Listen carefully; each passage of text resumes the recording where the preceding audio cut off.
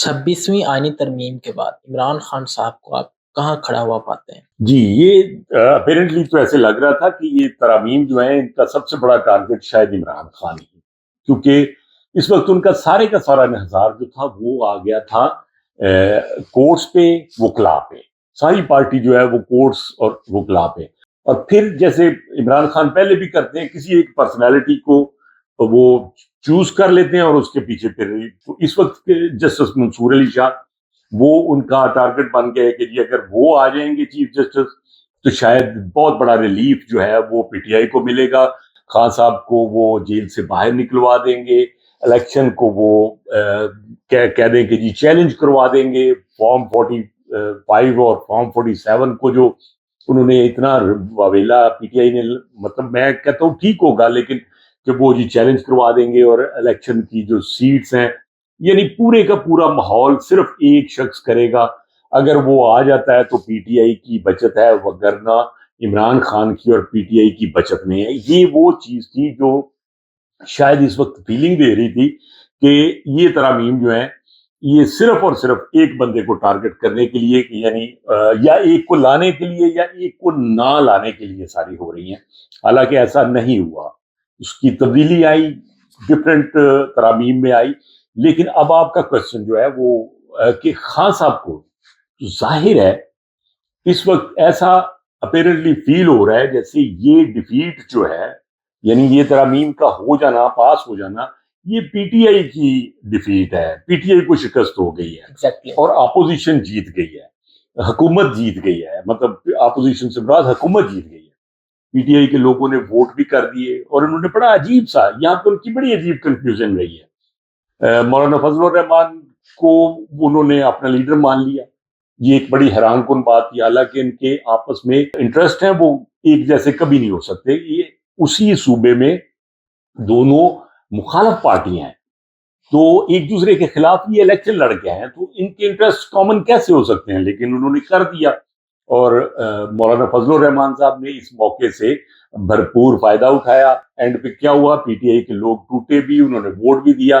اور اب مجھے یہ ایک بات بتائیں کہ جب آپ چیزوں کو اس طرح لے آئیں گے، اب عمران خان کا اس وقت سارے کا سارا، کیونکہ تقریباً 14 ماہ سے وہ جیل میں ہے اور عدلیہ پہ اس وقت سارا انحصار تھا، تو اب جو نیا چیف جسٹس آئے گا وہ یقیناً یہ سمجھیں گے کہ جی چیف جسٹس صاحب کے میں تو عمران خان کا بندہ نہیں، ان کا تو بندہ صرف ایک تھا.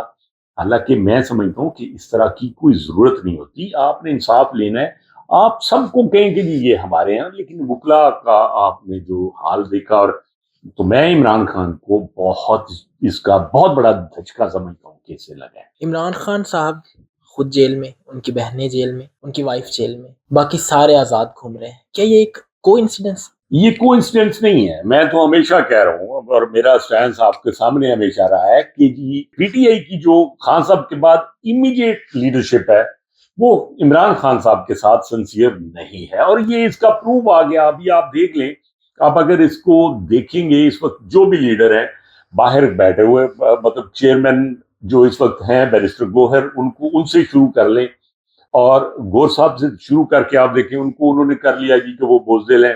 اس کے بعد آپ جنرل سیکرٹری کو دیکھ لیں، عمر ایوب کو، انہوں نے وہ بھی اپنا اس قسم کا کوئی رول پلے نہیں کر سکے.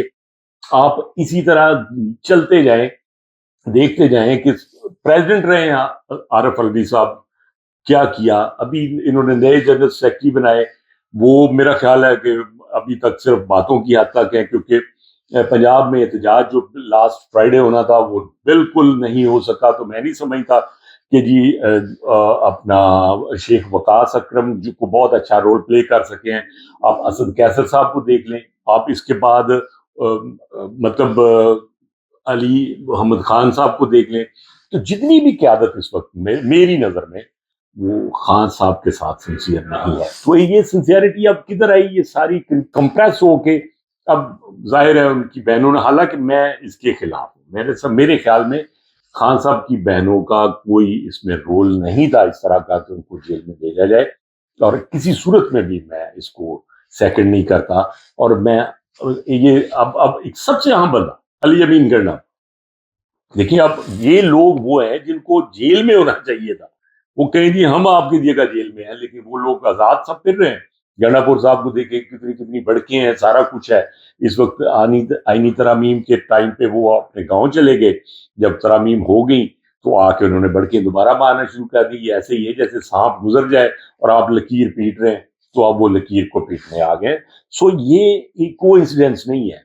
یہ پارٹی، میں تو کہہ رہا ہوں کہ جو امیڈیٹ لیڈرشپ ہے خان صاحب کی، وہ ان کے ساتھ سنسیئر نہیں ہے. آپ کے کہنے کا مطلب ہے کہ عمران خان صاحب اور ان کی فیملی جیل میں، باقی سب آزاد، یہ ایک سوچا سمجھا پولیٹیکل مینیور ہے. اٹ از، اس میں کوئی دو رائے ہے ہی نہیں کہ یہ پولیٹیکل ایک، اور یہ پالیسی ہے میں سمجھتا ہوں. اور میرے خیال میں اب بہت بڑا لمحہ فکری ہے کہ اب ان صورتحال میں خان صاحب نے اب فیوچر میں کیا سوچنا ہے. ان کا انحصار کس پہ ہوگا؟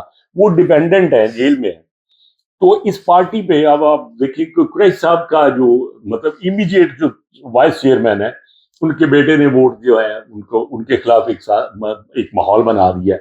تو آپ مجھے بتائیں کہ کون لوگ ہوں گے جو اتنے سنسیئر ہوں گے کہ جن پہ یہ اب ریلائنس کریں گے اور اگلا کوئی لائے عمل دیں گے. کیونکہ بہت ساری چیزیں بڑی، آپ نے بھوک ہڑتال دیکھ لی، آپ نے جلسے کر کے دیکھ لیے، آپ نے احتجاج کر کے دیکھ لیا، آپ نے جیل برو تحریک کر کے دیکھ لی، آپ نے تقریباً تمام وہ جو ٹولز ہیں، وہ تمام ٹیکٹکس آپ نے آزما لیے. Now what? مجھے نہیں سمجھ آ رہی کہ آگے کیا ہے. وکلا تحریک کو یہ کہتے ہیں، لیکن وہ بھی خان صاحب کو جیل سے نکالنے کے لیے نہیں ہوگی. اگر آئینی ترامیم کے اگینسٹ کوئی تحریک ہوگی تو اس سے خان صاحب کو کیا فائدہ ہوگا، تحریک کتنی کو کامیاب ہوگی. دس از واٹ یٹ ٹو سی. عمران خان کے ٹیکٹکس، ان کی پاپولیرٹی سب فیڈ ہوتا ہوا نظر آ رہا ہے. 14-15 مہینے وہ جیل میں ہے. کیا آپ کو لگتا ہے کہ وہ جلد مستقبل قریب میں باہر آ رہے ہیں؟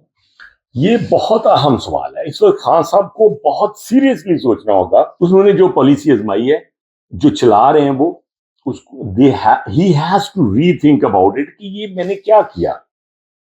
آپ نے اس ملک کو مطلب ایک سسٹم کے ساتھ چلنا، آپ سسٹم کے اگینسٹ نہیں چل سکتے. اور خاص طور پہ جب آپ ڈیپینڈنٹ ہو، آپ جیل میں، امیڈیٹ لوگ جو باہر ہیں وہ دندناتے پھر رہے ہیں، انجوائے کر رہے ہیں پاپولیرٹی کو. کیا ہو رہا ہے؟ یہ ساری پاپولیرٹی ایک بندے کی ہے اور انجوائے کر رہے ہیں شیر افضل مروت، اور وہ بڑکے مار کے پھر رہے ہیں، ہیرو بنے پھر رہے ہیں. اور خان صاحب جیل میں ہے. کسی کو اس چیز سے دلچسپی نہیں ہے کہ خان صاحب اگر باہر نکل آئے تو ان کو کون پوچھے گا.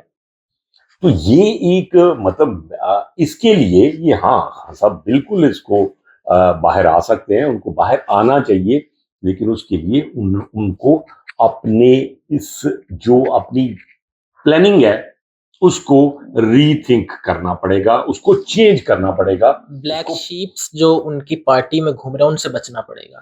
سارے کے سارے نکل رہے ہیں نا. اب آپ دیکھیں نا کہ کون ہے، کس نے کوئی بہت بڑا انیشیٹو لے لیا ہے کہ جی اب میں جیل میں جا رہا ہوں اور جب تک خان صاحب جیل میں ہے میں نے بھی رہنا ہے. جیل برو تحریک جب اناؤنس کی تھی کوئی نہیں. بھوک ہڑتال کو آپ دیکھ لیں، ایک مذاق تھا. تو یہ لوگ سیریس ہی نہیں ہے. جب آپ اس طرح کے لوگوں کے بغیر، مطلب آپ لیڈرشپ کے بغیر کیسے کامیاب ہوں گے؟